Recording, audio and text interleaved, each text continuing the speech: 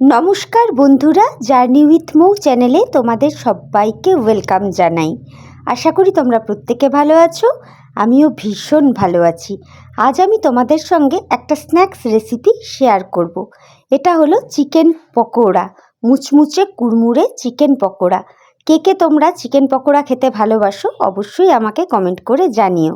বন্ধুরা, ভিডিওর শুরুতেই বলে রাখি, আমার ভিডিও দেখে যদি তোমাদের ভালো লাগে তাহলে অবশ্যই লাইক, কমেন্ট, শেয়ার, সাবস্ক্রাইব করে আমার চ্যানেলের পাশে থাকার অনুরোধ রইল। তো বন্ধুরা, আমি এই রেসিপিটা কিভাবে করছি চলো দেখে নাও। তো এখানে আমি চিকেন পকোড়া করার জন্য নিয়েছি 500 গ্রাম উইথ বোন চিকেন। মাংসটাকে ভালো করে ধুয়ে জল ঝরিয়ে রেখেছি আর একদম ছোট ছোট করে পিস করে নিয়েছি লেবুর রস 2 চামচ, একটা ডিম নিয়েছি, কর্নফ্লাওয়ার, আদা রসুনের পেস্ট, লঙ্কার গুঁড়ো নিয়েছি, গোলমরিচের গুঁড়ো, আর পুরো রান্নাটা হবে কিন্তু সাদা তেলে। আর লাগবে কি প্রয়োজন মতো লবণ। তো প্রথমে আমি এবার মাংসটাকে ম্যারিনেট করে নেব। ম্যারিনেট করার জন্যে আমি এর মধ্যে দিয়ে দিচ্ছি 2 চামচ লেবুর রস। এরপর আমি এর মধ্যে অ্যাড করে দেব ওই যে আদা রসুনের পেস্টটা যেটা দেখালাম, সেই আদা রসুনের পেস্টটা। এটাও আমি ওই 2 চামচ মতোই আর কি নিয়েছিলাম। এরপর আমি পরিমাণ মতো লবণ এতে অ্যাড করে দেব, দিয়ে সামান্য একটু গোলমরিচের গুঁড়ো আমি অ্যাড করে দিলাম, দিয়ে এর মধ্যে লঙ্কার গুঁড়োটাও অ্যাড করে দিলাম। এবার খুব ভালোভাবে আমি মাংসটাকে মেখে নেব।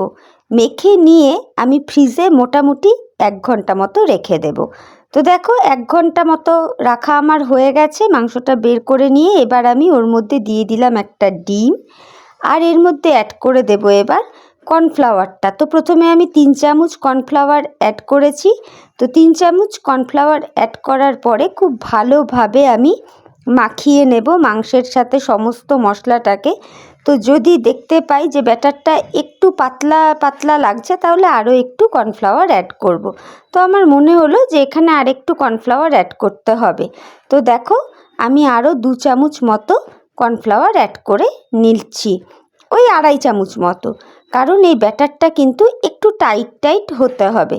তো সুন্দর করে আমি মেখে নিয়েছি। আর এইদিকে দেখো কড়াই আমি বসিয়ে দিয়েছি, কড়াইতে দিয়ে দিয়েছি সাদা তেল।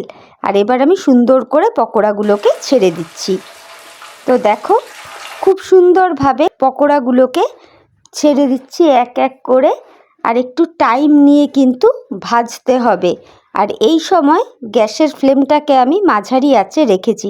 বন্ধুরা, তোমরাও বাড়িতে এইভাবে একবার করে খেয়ে দেখো, খুব সুন্দর লাগে।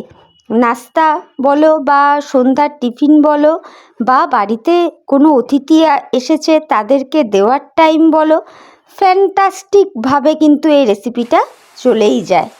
তো দেখো আমি খুব ভালোভাবে ভেজে নিচ্ছি, একটু সময় নিয়ে মিডিয়াম আঁচ করেই এক পিঠটা ভাজছি।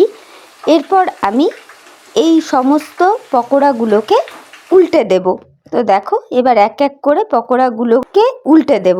দেখতে পাচ্ছ আশা করি খুব সুন্দর করে আমার ভাজাটা কিন্তু হচ্ছে। এরপর দেখো মোটামুটি লাল হয়েই এসছে পকোড়াগুলো।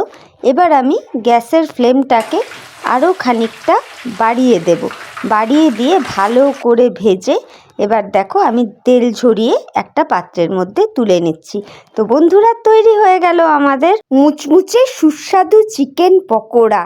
অসম্ভব সুন্দর একটা রেসিপি। অবশ্যই বন্ধুরা তোমরাও কিন্তু বাড়িতে একবার ট্রাই করো, আর খেয়ে কেমন লাগলো আমাকে কমেন্ট করে জানাতে কিন্তু কেউ ভুলো না প্লিজ। তাহলে চলো আজকের মতো আমি এখানেই বিদায় নিচ্ছি। নতুন একটা ভিডিওর সাথে আবার দেখা হয়ে যাবে। ততক্ষণ প্রত্যেকে ভালো থেকো, সুস্থ থেকো, সাবধানে থেকো। Tata, bye, love you all.